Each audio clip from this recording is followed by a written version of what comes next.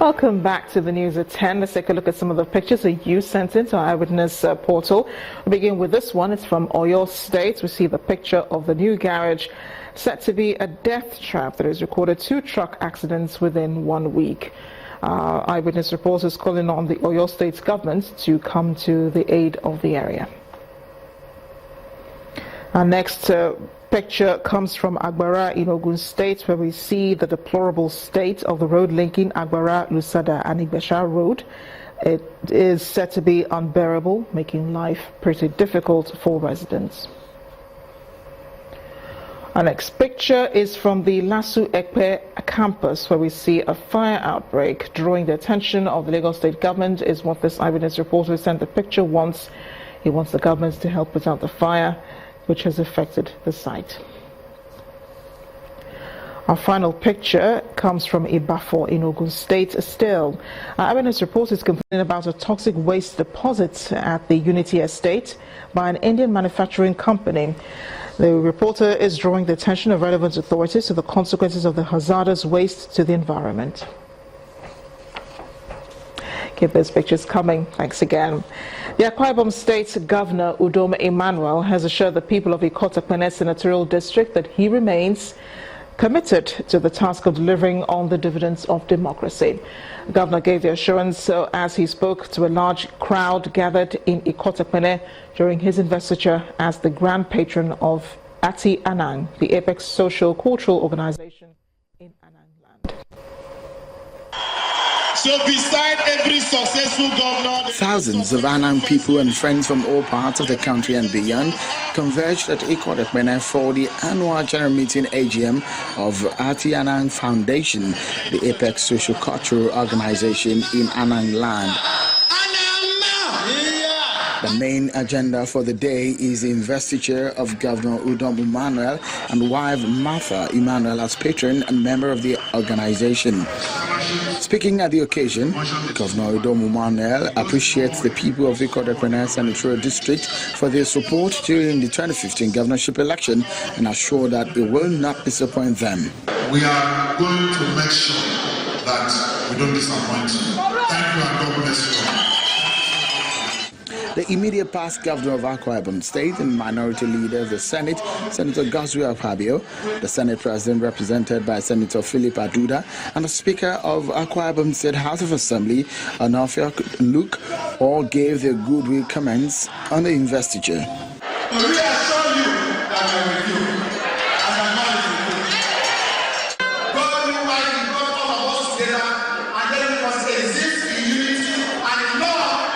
The international president of Ati Anang, Mr. Udo Karen, also commends Governor Emmanuel's impressive performance in piloting the state's affair. Thank you very much. The high point of the occasion is the award of scholarship to indigents of the Senatorial District. Nigeria will be a better place if everyone who receives an award sees it as a call to raising the bar rather than resting on their oars.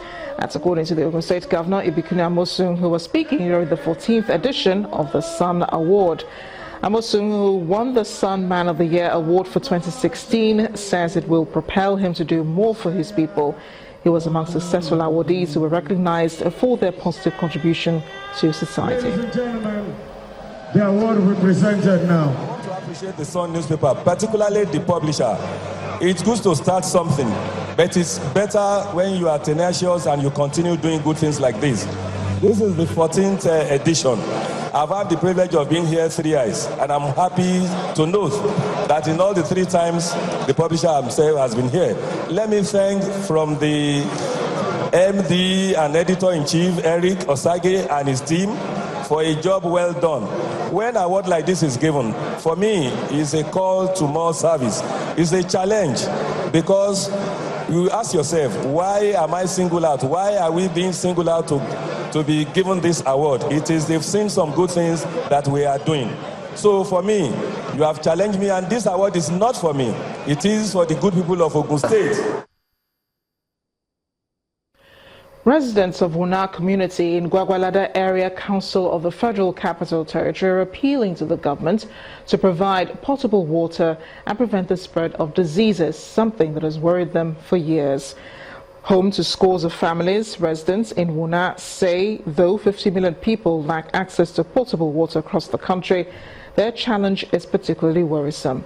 Our correspondent Gloria Omezoke explains. Etisala, now you're talking.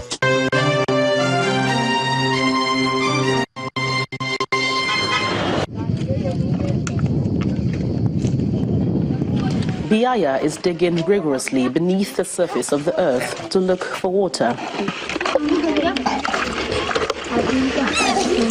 Like many others in Wuna community, she has little choice because in the dry season, their primary source of water from the stream also dries up. This tedious process only leads to polluted water, but they're forced to drink it anyway.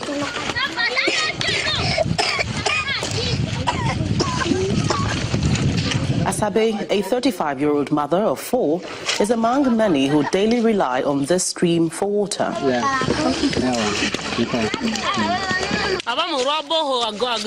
We need water from borehole. We don't have good roads. We use dirty water to wash. This is called Pampon Imbagi. It is the neighborhood's borehole in Gwagwalada Area Council on the outskirts of Abuja.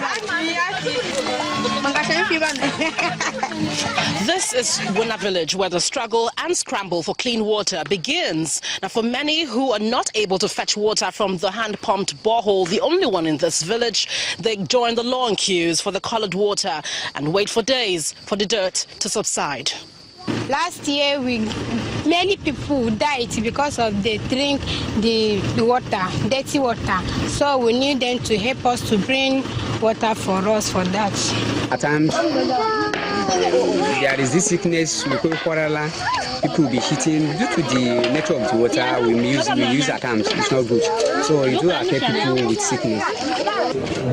3 weeks ago, Nigeria's vice president commissioned a solar electricity project for the local residents, which was a big deal for them. But the bigger challenge remains unsolved. Our river, if you see it, there's no any water. The women will dig the river before they get the water. The boat that we are using here is just this, the one that they are doing this in, and that one is not enough. You can see government give us this in solar system program, and we can watch television. We can use with the funk just to show us light. This don't pay us very seriously, so we are begging government to help us and repair this our road and this our water problem, and then our light. Scores of residents have met their untimely deaths owing to waterborne diseases. And for now, the poor families in Wuna will continue to wait until help comes by. Gloria Umejoke, Channels Television News.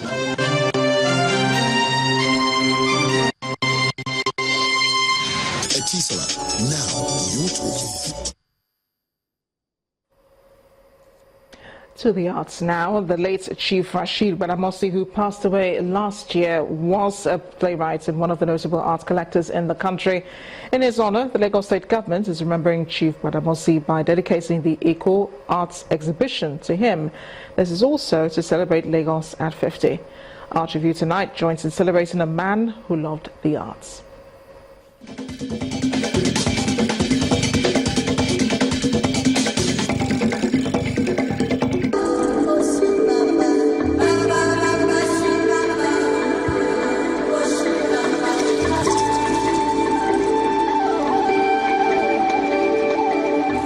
For the organizers, the idea of putting this event together is twofold. To honor the late Chief Rashid Badamosi, who was a playwright and one of the notable art collectors in the country, who also served as a co-chairman of the Lagos at 50 Planning Committee before his death in November 2016. It is also to add to the build-up for Lagos at 50 celebrations, which started in May last year.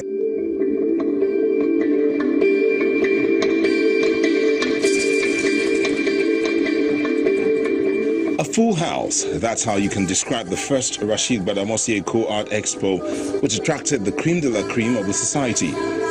All roads led to the Eko Hotel and Suites for this prestigious art event organized by the Lagos State Government in collaboration with some art galleries. We must commend the Lagos State Governor for realizing and recognizing the contribution of Rashid Badamosi in the creative industry.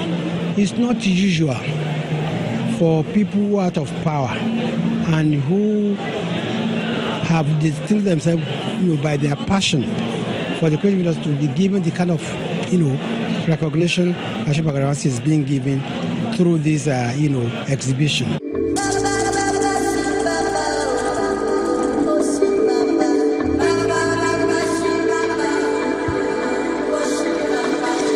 There are about 400 works of art here from different media, as the artists in this hall want to please their audience. So only the best made it through these doors.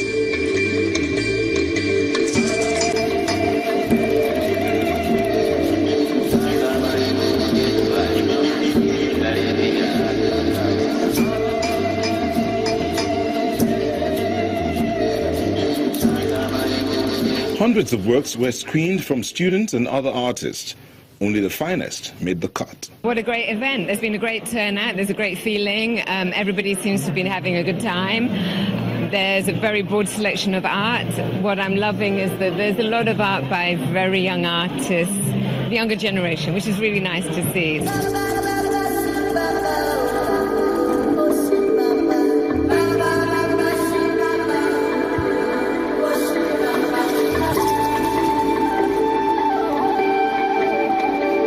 The exhibition was carved along 3 lines: paintings, sculptures, and installation aspects. The art community in Lagos is rich and vibrant. It was seen in the works that made it here, so full of the life and color this commercial hub represents.